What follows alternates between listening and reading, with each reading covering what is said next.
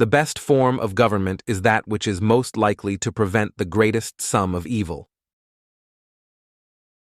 Monroe believed that a government's primary role is to protect its citizens from harm and injustice.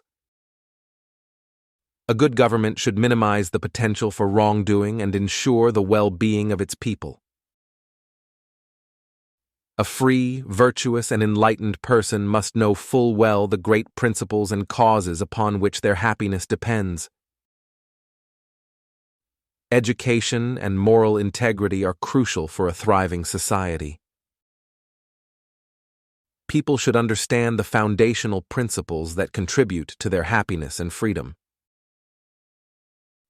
The right to self-defense never ceases. It is among the most sacred and alike necessary to nations and to individuals. Monroe emphasized the importance of self-defense as a fundamental right, both for individuals and for nations, ensuring their survival and sovereignty. National honor is national property of the highest value.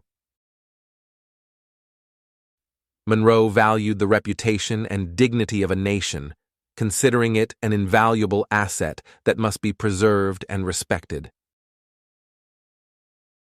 Our country may be likened to a new house.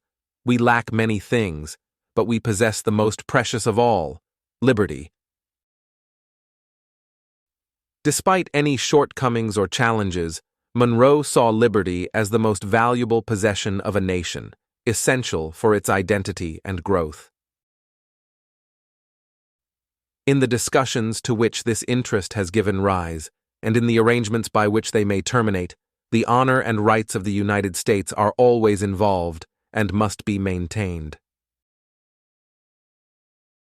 Monroe stressed the importance of upholding national honor and rights in all diplomatic and political engagements, ensuring that the country's integrity is never compromised. Preparation for war is a constant stimulus to suspicion and ill will. Monroe recognized that preparing for war can lead to mistrust and animosity between nations, suggesting the need for cautious and peaceful diplomacy.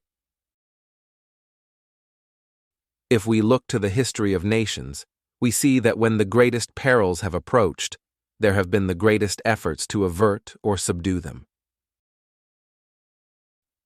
In times of crisis, nations often display remarkable resilience and determination to overcome challenges, reflecting their strength and unity. The American continents are henceforth not to be considered as subjects for future colonization by any European powers. This statement, part of the Monroe Doctrine, declared that the Americas were no longer open to European colonization, asserting the sovereignty and independence of the Western Hemisphere. The civil rights of none shall be abridged on account of religious belief or worship, nor shall any national religion be established. Monroe advocated for religious freedom and the separation of church and state, ensuring that civil rights are protected regardless of religious beliefs.